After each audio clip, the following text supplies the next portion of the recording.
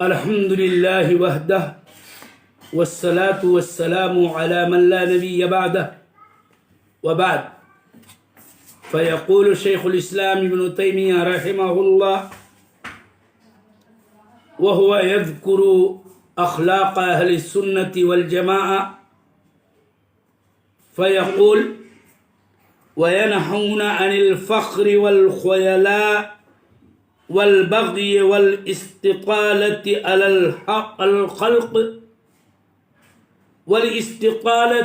الخلق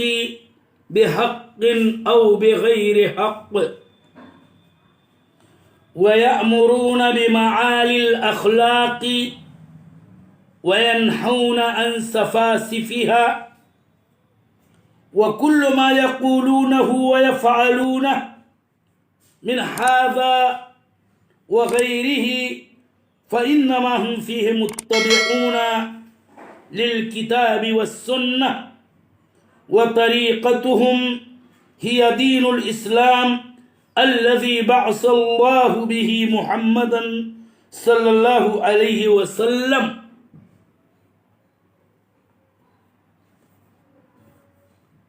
شیخ الاسلام ابن تیمیہ رحمہ اللہ اہل سنت والجماعت کے اخلاق کو بیان کرتے ہوئے مزید فرما رہے ہیں کہ وَيَنْهُونَ عَنِ الْفَخْرِ وَالْخُيَلَاءِ وَالْبَغْيِ إِلَى آخر العبارہ. ترجمہ سامعین کی نظر ہے کہ اور اہل سنت والجماعت فخر سے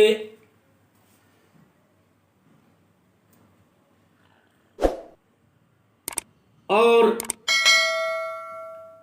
خیالہ تکبر گھمنڈ اور زیادتی و سرکشی اور مخلوقات پر حق اور ناحق کسی بھی طور پر ترفع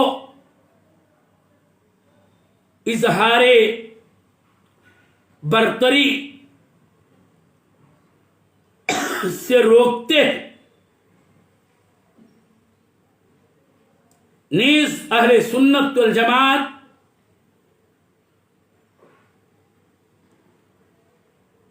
اخلاق کی بلندیوں کا حکم دیتے ہیں، بلند اخلاق و عادات و خصائل کا حکم کرتے ہیں، اور بدترین اخلاق سے، بد اخلاقیوں سے روکتے ہیں. اور یہ اہل سنت والجماعت جو کچھ بھی کہتے ہیں اور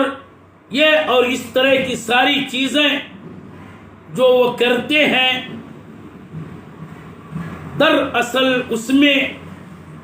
وہ کتاب و سنت کے پیروکار بنے رہتے ہیں، کتاب و سنت کی اتباع اور پیروی کرتے ہیں، اور ان کا طریق، ان کا منہج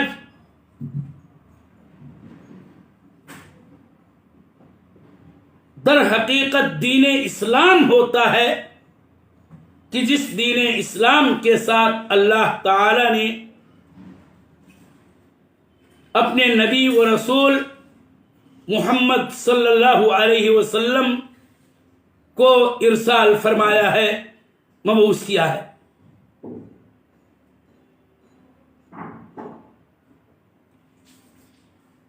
اہل سنت والجماعت کے اخلاق کے متعلق یہ باتیں آپ نے سماعت کی، ان کی مختصر سی توضیح آپ کے سامنے پیش کی جا رہی ہے۔ پہلی بات کہ اہل سنت والجماعت فخر سے، اترانے سے، دوسروں کو حقیر سمجھنے اور اپنے آپ کو ان پر بڑا ثابت کرنے سے اپنے آپ کو روکتے ہیں، اپنے دینی اور ایمانی بھائیوں کو بھی اس سے روکتے ہیں، اور یہ فخر در حقیقت قول کے ذریعہ ہوتا ہے، اور خیلہ یعنی گھمنڈ سے روکتے ہیں، اور یہ خیلہ ایسا وصف ہے جس کا تعلق فعل سے ہوتا ہے، یعنی قولی اور عملی دونوں ہی طرح سے وہ اپنے آپ کو فخر و ناز اور دوسروں پر اپنے آپ کو برتر سمجھنے سے باز رہتے ہیں، اور اپنے آپ کو اور دوسروں کو اس بد اخلاقی سے روکتے ہیں۔ فخر ممنوع عنہ ہے کہ اللہ تعالی نے اور اللہ کے رسول صلی اللہ علیہ وسلم کی حدیثوں سے یہ بات ثابت ہے کہ کسی بھی وجہ سے اور بلا سبب کسی پر فخر و غرور نہیں کرنا چاہیے، تواضع فروتنی اختیار کرنا چاہیے، انکسار اور خاکساری کرنا چاہیے کہ فروتنی اور خاکساری تواضع ایک ایسی عمدہ صفت ہے کسی بھی بندے کی کہ جب کوئی بندہ تواضع اختیار کرتا ہے تو اللہ تعالیٰ اس کے درجات کو بلند کرتا ہے، اس کی خطاؤں، گناہوں، غلطیوں کو مٹا دیتا ہے۔ والبغی، اور اہل سنت والجماعت بغی یعنی عدوان، سرکشی سے بھی خود کو اور اپنے دینی بھائیوں کو منع کرتے ہیں، اور اسی طرح سے پوری مخلوق پر حق کے ساتھ اور ناحق دست درازی اور بڑائی، ترفع، اپنے آپ کو اونچا اور اعلیٰ و برتر سمجھنے اور اس برتری کا اظہار کرنے سے بھی روکتے ہیں۔ یاد رہے کہ فخر کا مطلب یہ ہے کہ انسان اپنے دوسرے بھائی پر یوں ناز کرے کہ مثلا میں عالم ہوں، میں مالدار ہوں، میں طاقتور ہوں، میرے پاس مال و دولت کی اور اولاد و احفاد کی نفری قوت زیادہ ہے، اور اس میں اے فلاں تم سے آگے ہوں، تم سے اونچا ہوں، انا اکثر منک مالا واعز نفرا جیسی بات کرنا ہی تو اصل میں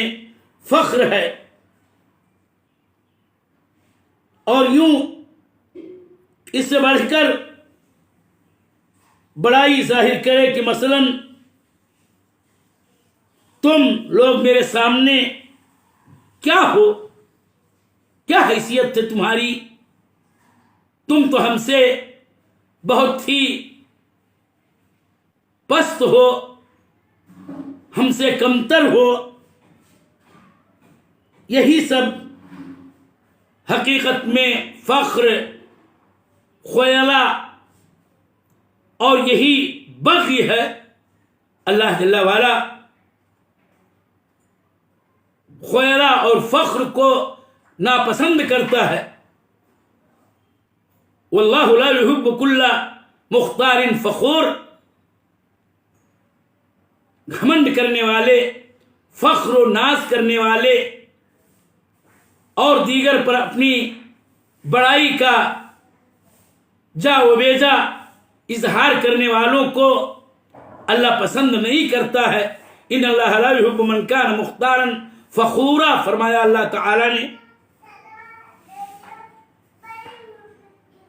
استطالہ کا مطلب ترفع ہے، اپنے آپ کو اونچا سمجھنا. اور یہ اونچا سمجھنا چاہے حقیقت میں واقعی وہ اونچا ہو، کسی بھی نعمت میں جو اللہ تعالیٰ کی طرف سے اس کو ملتی ہے دوسروں کے مقابل میں وہ زیادہ ہو تو بھی، اور نہ زیادہ ہو تو بھی. اور یہی بے حقن اور بغیر حقن کا مطلب ہے کہ مثلا ایک آدمی واقعی مالدار ہے تو وہ اپنے سے کمتر، فقیر، محتاج، فقر و فاقہ کے شکار، فقر و مسکنت کے مارے ہوئے سے یہ کہے کہ میں تو تم سے زیادہ مال و دولت والا ہوں. اگر واقعی وہ مال و دولت والا زیادہ ہے تب بھی نہیں استطالہ اور یہ ترفع کرنا چاہیے. اور اگر اس کے پاس نہیں ہے مال و دولت کی زیادتی، اس کے باوجود یہ کہنا چاہتا ہے کہ میں تم سب سے آگے ہوں اور تمہارا میرے سامنے کوئی شمار و قطار نہیں ہے، تو یہ ناحق بڑائی کا اظہار اور بلندی کا دعویٰ ہے، اور یہ بھی ناجائز ہے.